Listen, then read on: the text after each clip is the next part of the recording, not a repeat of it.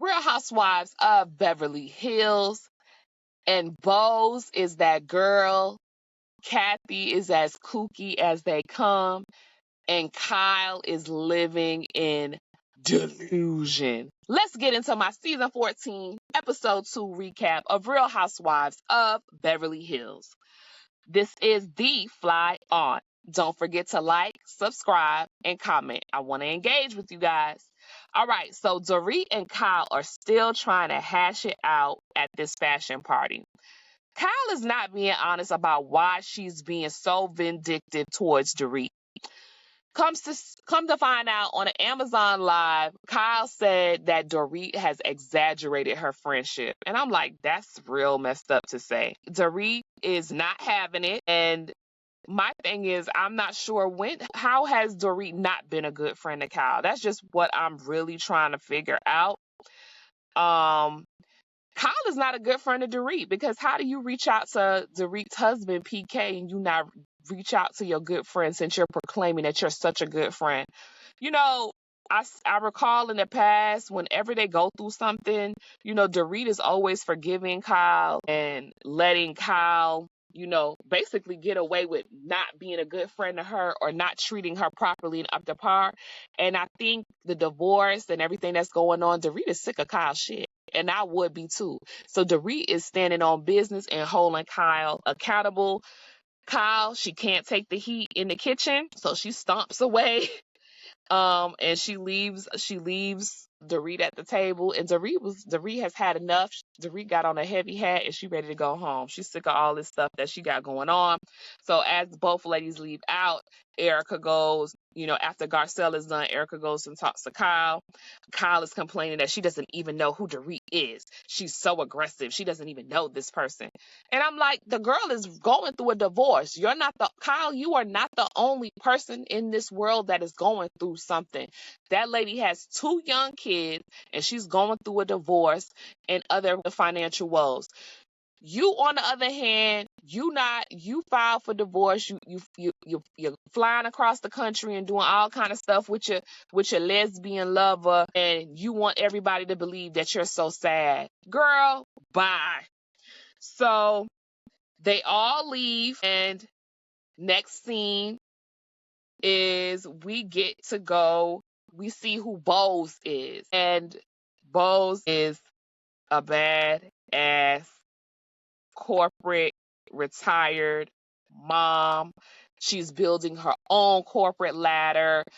She talks about how she's worked for companies and built companies and, climbed their ladder. And now she wants to build her own corporate ladder. And I love how she put that. She has workshops, badass boss, if I'm not mistaken. And, Bose, she lost her husband to cancer. Her daughter was super young when it happened, about 4 years old. And, she's just she's finding her own way and her own path. I know she also recently launched Eve. It's I believe it's a hair line and a hair shampoo, like hair products line, as well as and it includes wigs. So shout out to Bose for using this platform, launching a product and sticking with it. All right, so the next scene is Sutton meets up with Kyle for lunch at some hotel.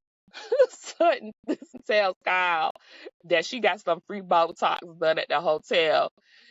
And she's asking Kyle if she can tell that she got the Botox, and Kyle is just looking at her and not answering the question.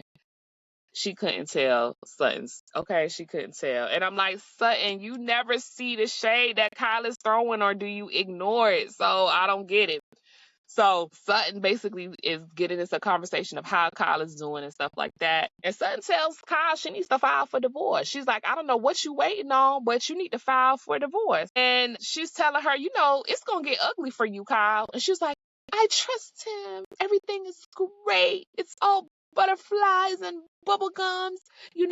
We're married. It's 50-50. So I have nothing to worry about. Okay, girl. Okay, and while you around here dillying and zollying and talking about how great the purses that you have look good, when Mo decide he wants 50% of that Birkin collection, we'll see if it'll be the same thing. So while she over here playing games, Mo is planning. You can bet your bottom dollar. Talking about even in his book, he thanked me and said he wouldn't be where he is without his wife. I'm like, girl, please. You have no idea. And if it was me, I'd be asking Sutton for her attorney because Sutton getting $350,000 per month. Okay? Next scene. All right. So Erica and Dorit, they're traveling. They're on their way to Bose's house. And, you know, Bose is such a black mom. When they came in, she was like, y'all got to take y'all shoes off. Hope you don't mind. And then she offers them some cute slippers. Bose's house is amazing. I love it. It's so her, and we don't really know her, but it just gives that vibe that she's really immersed, and it's like nice wallpaper, big mirrors. It looks like a vacation home. Like it's wonderful. It looks great. So she takes them out back. She has like a nice little dessert tray, and she wants to know, why is Kyle mad at you? And Dorit says she really don't know because the stories keep changing. We switch back to Sutton and Kyle, and they're having this conversation.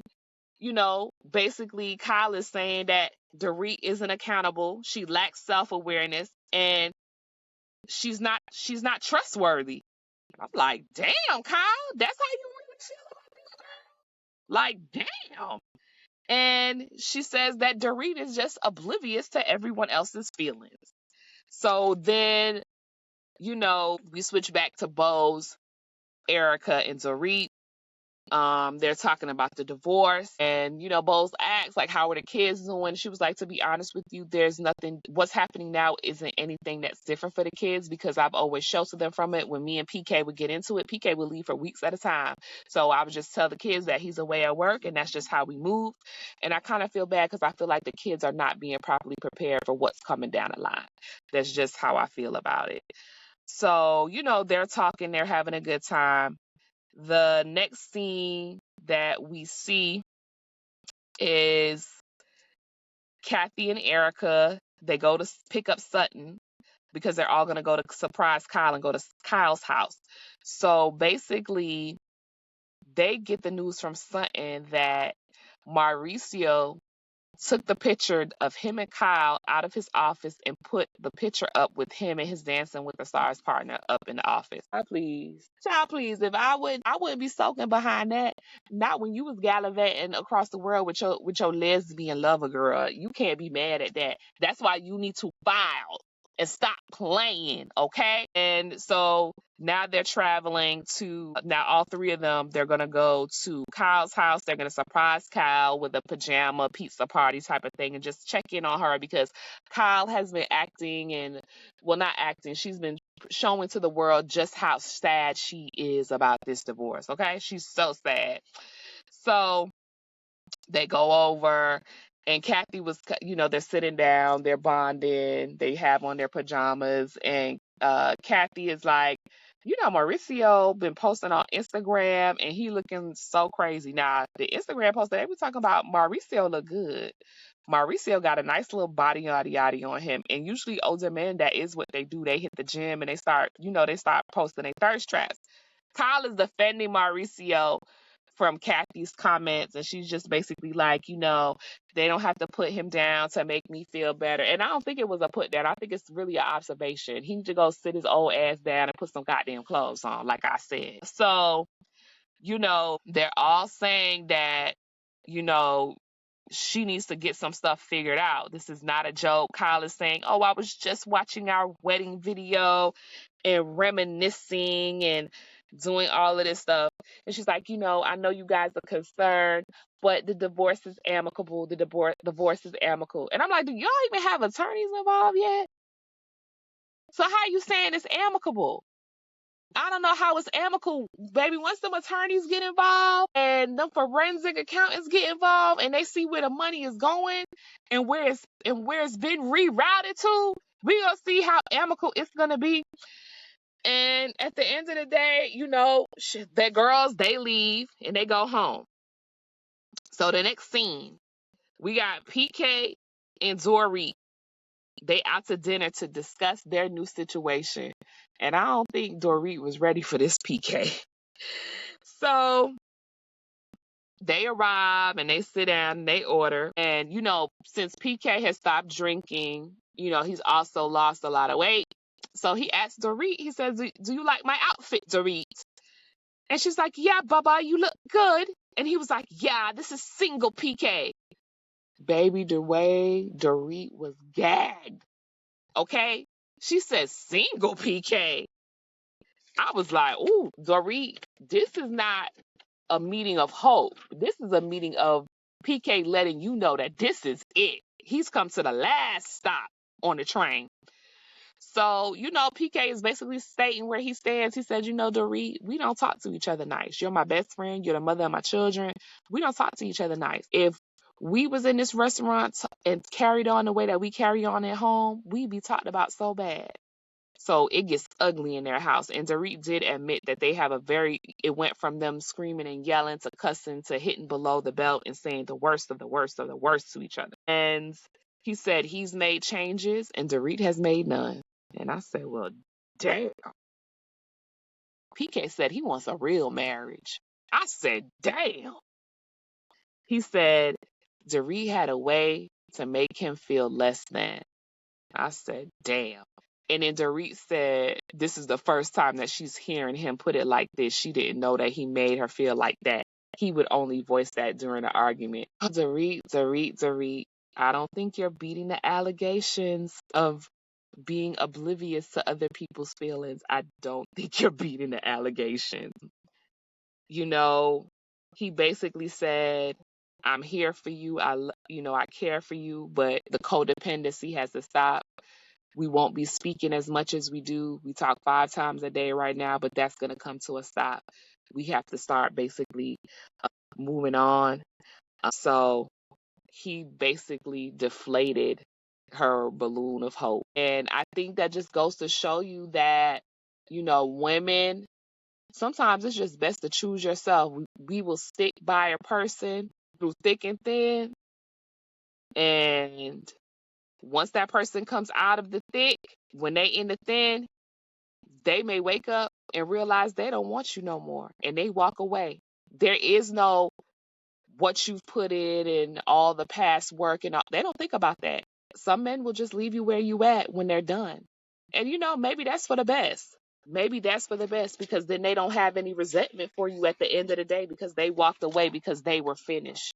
They weren't holding on by any other means. That brings this recap to an end. Please like, subscribe, and comment. I engage with you guys. Turn on your notifications so you get notified the next time I drop a recap.